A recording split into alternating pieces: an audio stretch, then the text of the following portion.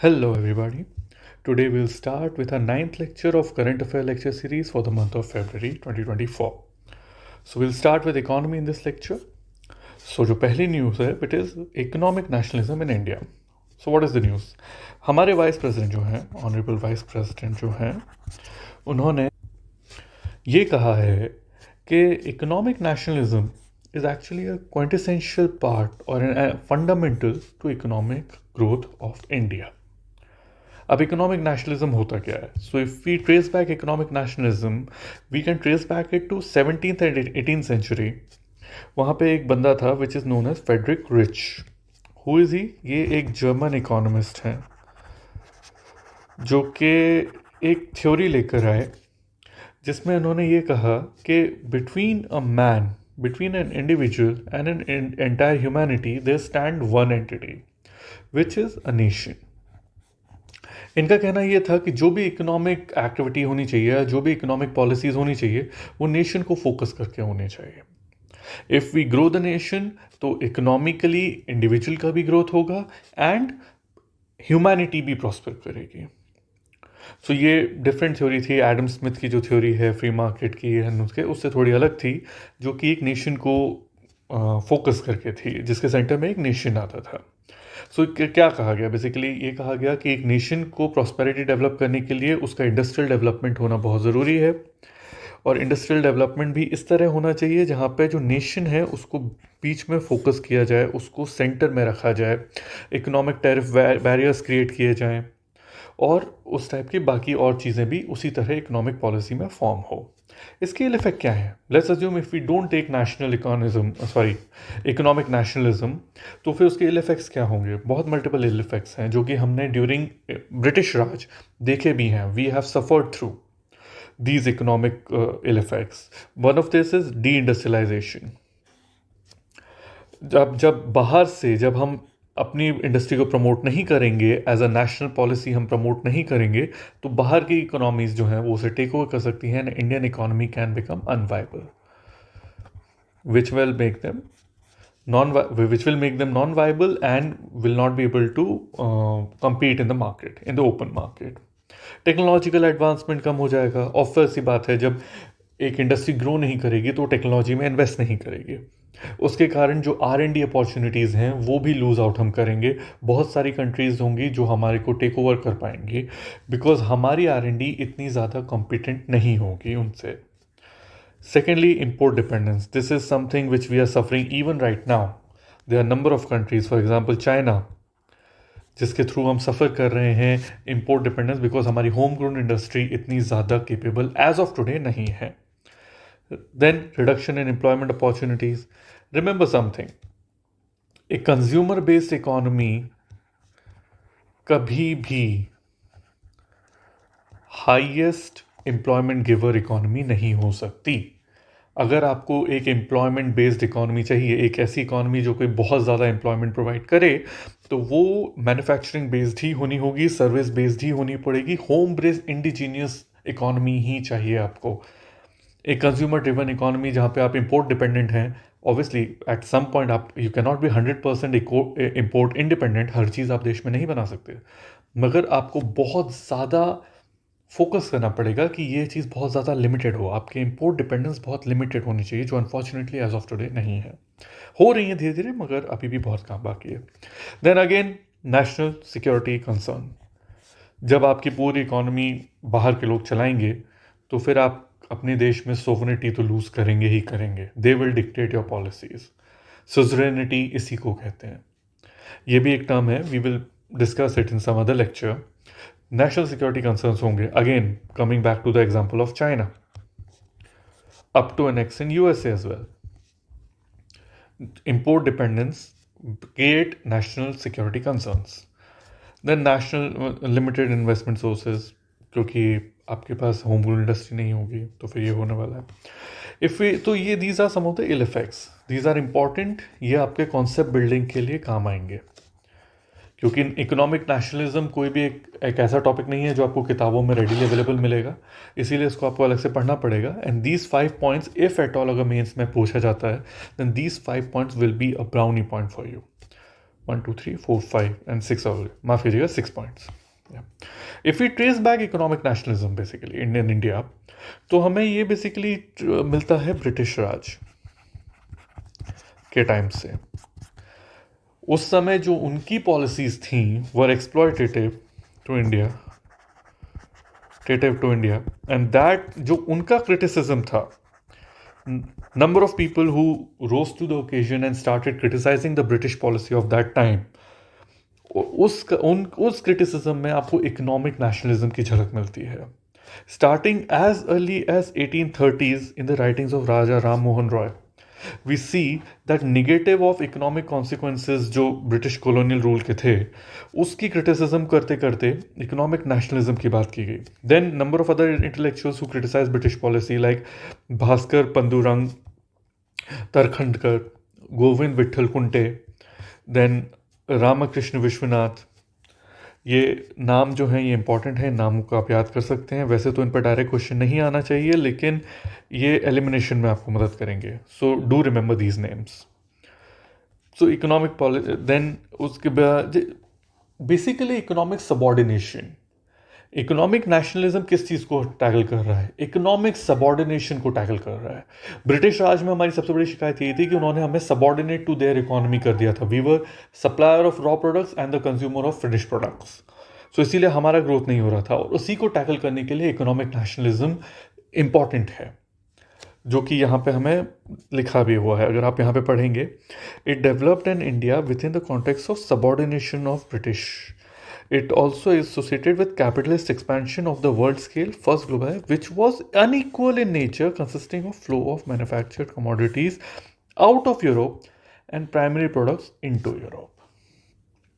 तो उनकी इसी पॉलिसी को क्रिटिसाइज करने के लिए इकोनॉमिक नेशनलिज्म का कॉन्सेप्ट आता है, which can be traced back into the writings of these great philosophers. Then of course there is a universal theory जो कि without any doubt is the most important thing, which is the drain of wealth theory. Dadabhai Naoroji ki theory. This theory actually set the movement in motion in some ways. We will do our history lectures. In this we will see how Dadabhai Naoroji actually shaped the Indian freedom struggle in his own ways.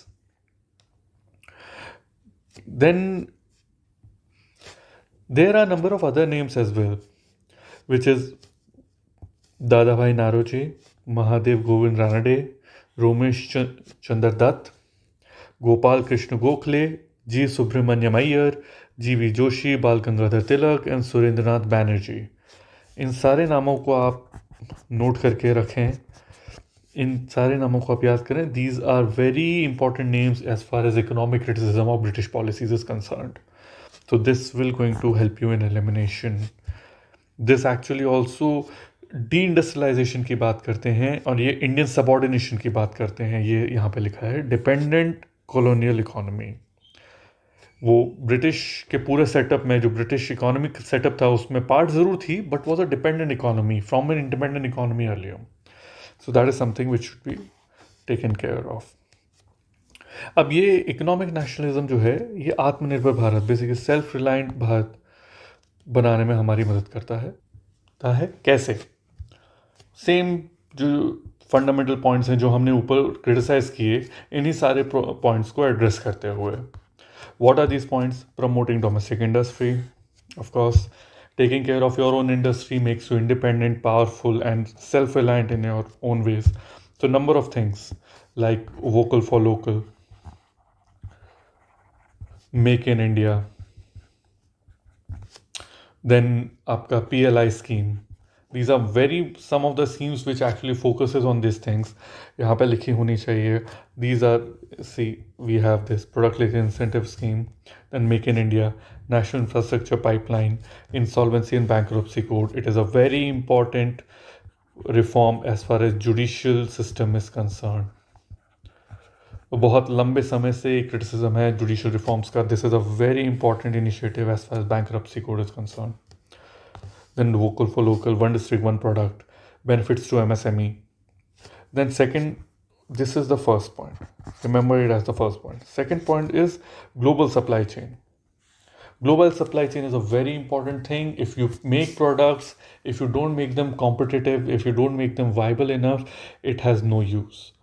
You have to have a supply chain which makes them reach everywhere. Export supply chain होनी ही चाहिए. It is so important, so much so that British के बारे में हम जैसे ऊपर बात कर रहे थे, ब्रिटिश ने भी इंडियंस को एक्सप्लॉइट करने के लिए सबसे पहले जो चीज़ बनाई वो बताई रेलवेज.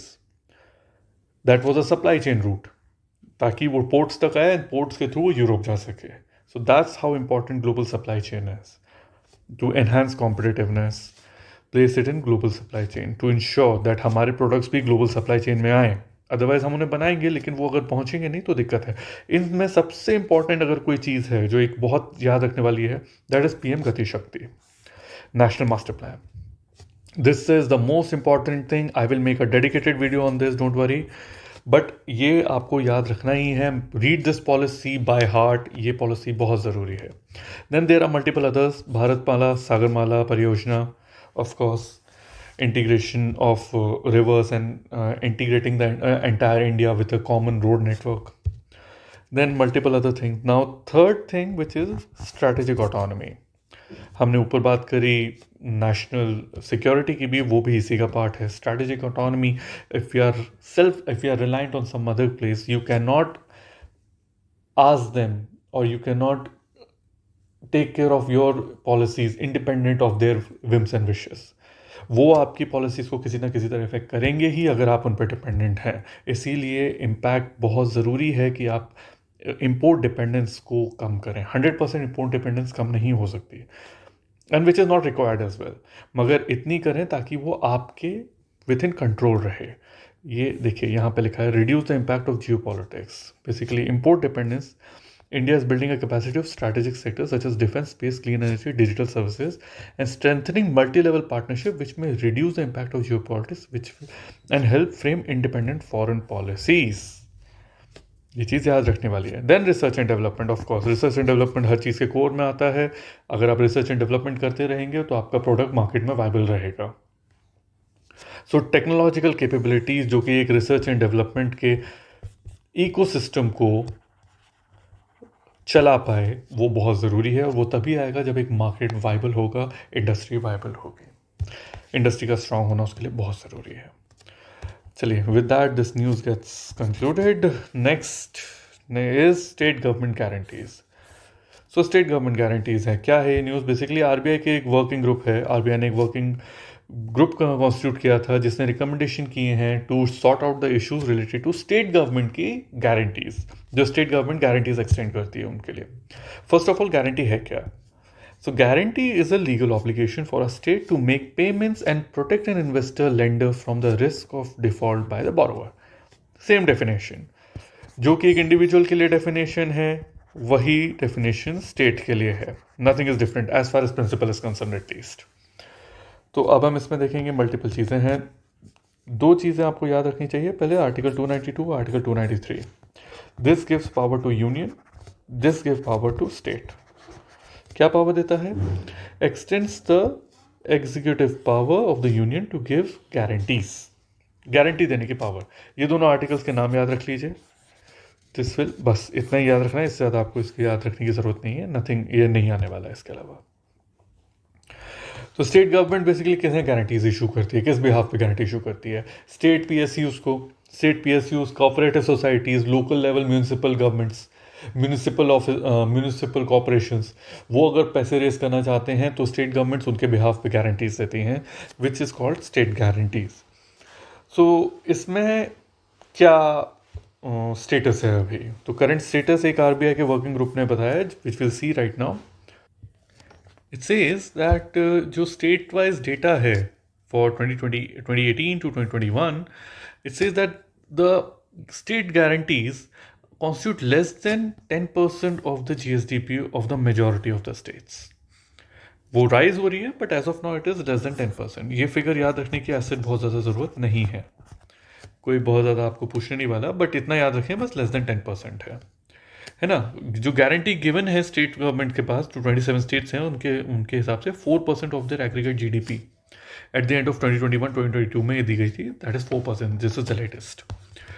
कुछ स्टेट्स हैं, मोस्ट ऑफ द स्टेट्स हैं जिनकी पावर सेक्टर में ही ये गारंटीज इशू होती हैं, largest share of guarantees. Power sector हमारे यहाँ जनरली एक स्ट्रगलिंग सेक्टर है और उसमें ही सबसे ज़्यादा गारंटीज इशू होती हैं। कुछ स्टेट्स हैं जिनकी जो स्टेट गारंटीज़ हैं वो उनकी जीडीपी से ज़्यादा हैं, वो 4% जो मार्क है उससे ज़्यादा हैं। Some of the states are Sikkim, Telangana, Andhra Pradesh and Uttar Pradesh. बगल में उनके परसेंटेजेस लिखे हुए हैं, आप अकॉर्डिंगली पढ़ सकते हैं। इसके बाद why they are important, that is the primary thing which we need to focus. हमारे लिए ये ज़्यादा इंपॉर्टेंट नहीं है, हमारे लिए ये ज़्यादा इंपॉर्टेंट है कि ये स्टेट गारंटी ज़रूरी क्यों है। सो क्या करती हैं स्टेट गारंटीज? ये आपके जो प्रोजेक्ट्स हैं, जो स्टेट के प्रोजेक्ट्स हैं, उन्हें वाइबल बना देती हैं। There might be many a times जहाँ पे जो स्टेट हैं, जो स्टेट के एंटिटीज हैं, वो इस पोजीशन में ना हो कि आपके स्टेट वो एक प्रोजेक्ट के गारंटी या फिर वो कोलैटरल को दे पाए to raise money. In that case state guarantee या sovereign guarantee helps them raise money. और वो मल्टीपल एक्टिविटीज़ जो हैं, वो सोशल इकोनॉमिक वेलफेयर एक्टिविटीज़ या इंफ्रास्ट्रक्चर एक्टिविटीज़ को वाइबिलिटी प्रोवाइड करती हैं। ये अगेन जो मैंने जो भी कहा, it helps them, social sector companies को रिसोर्सेज रेज करने में हेल्प करती हैं। A sovereign guarantee also helps them get precondition for concessional loans. Concessional rates पे उन्हें लोन प्रोवाइड करती हैं, which is also very beneficial thing for the state entities. So that's why this becomes very important. These 3 points will be very important for mains as well as for pre. इन्हें आप अच्छे से याद रखें, ये important है। क्या issues हैं इनमें? मल्टीपल इश्यूज़ हैं। फर्स्ट ऑफ ऑल ये है मॉरल हैज़ार्ड्स हैं। सबसे बड़ी बात क्या है कि लोगों को पता होता है, जो स्टेट जो एंटिटीज़ हैं जिन्होंने लोन रेज किया होता है, उन्हें पता होता है कि जो सोवरेन गारंटी ऑलरेडी हमारे साथ है, so they need not to bother much. वो अपने ऑप्टिमल एफर्ट्स नहीं लगाते हैं, जिस कारण क्या होता है, जिस कारण क्योंकि they are very self reliant ना, दे आर रिलायंट कि स्टेट तो पैसे भर ही देगा, so that doesn't matter, it's okay, project चले तो चले, ना चले तो ना चले। वो investor lender may have less incentive to perform due diligence and securitisation of the product, क्योंकि scrutinising of the project. Then physical risk, obviously जो ऊपर वाला है, ये दीज टू आर कनेक्टेड। जो ऊपर वाला है वो नीचे वाले को भी हेल्प फैसिलिटेट करता है, क्योंकि ढंग से एफर्ट्स नहीं किए जाते हैं, इसीलिए स्टेट का फिजिकल रिस्क बढ़ जाता है। Large outstanding and losses of PSE may burden the state finances, leading to large unanticipated cash flows and increased debt. Crowding out of private investment. Excessive use of guarantee can discourage private lenders from directly financing the product, क्योंकि जब government directly state sovereign guarantee देती है, तो जो concessional rate मिलते हैं उसके कारण जो प्राइवेट इन्वेस्टर है उसे लगता है कि उसका पैसा नहीं निकल पाएगा, जो कि क्योंकि गवर्नमेंट के पास इतने लो लेवल पे पैसा मौजूद होता है, लो इंटरेस्ट पे पैसा मौजूद होता है, जो प्राइवेट इन्वेस्टर उसका पैसा नहीं निकल पाएगा, तो ही स्टार्ट्स क्राउडिंग आउट, वो कहीं और पैसा लगाना चालू कर देते हैं। ट्रांसपेरेंसी एंड अकाउंटेबिलिटी तो एक फैक्टर है ही है, ये करप्शन का एक बहुत बड़ा फैक्टर है। Then management of course, management of guarantees, you can read these too अपने आप से, ये मैं नहीं पढ़ रहा हूँ आपके लिए, they are not very important. Way forward क्या है? वे फॉरवर्ड यही है, way forward first of all uniform guarantee ceiling होनी चाहिए। मल्टीपल गवर्नमेंट जो हैं, they should together have a uniform guarantee ceiling which is recommended around 5% of the revenue receipt and 0.5% of the GSDP, whichever is less, ये recommended है। उसके बाद फिर एक चीज़ है, they should part be of guarantee redemption fund. What is guarantee redemption fund? We'll see. Guarantee redemption fund basically एक fund create किया गया है पब्लिक अकाउंट्स ऑफ इंडिया में, जिसमें जो भी सेंट्रल गवर्नमेंट के PSUs हैं या फाइनेंशियल इंस्टीट्यूशंस हैं या कोई भी जो सेंट्रल गवर्नमेंट के थ्रू आए हैं, उनको रिडीम करने का, अगर वो डिफ़ॉल्ट करते हैं तो उनका रिडीम करने का, उनकी तरफ से पैसे पे करने के लिए ये फंड क्रिएट किया गया है। State government be a part of it, this is the recommendation. ये जो है, ये grant department of economic affairs, basically finance ministry, finance ministry के अंडर चलता है। ये दोनों चीज़ें बस याद रखने वाली हैं। पहली चीज़ तो ये है क्या, दूसरी चीज़ finance ministry take care of this fund which is but obvious. So these two things are there. Then risk categorization, of course, the state government should do a better job in risk categorization. What are the projects which are high risk, medium risk, low risk, ताकि पैसा जो है वो सही तरीके से एक better judicious use हो सके. Even better they should have high priority projects, then low priority projects, infrastructure projects. These type of categorization should also be there so that better public use हो सके public के money का. So these are the things which our government should take care. These are the way forward. Then these are the points, and this is it with this topic. With that, we come to the end of our lecture. I'll see you in the next one. Thank you so much.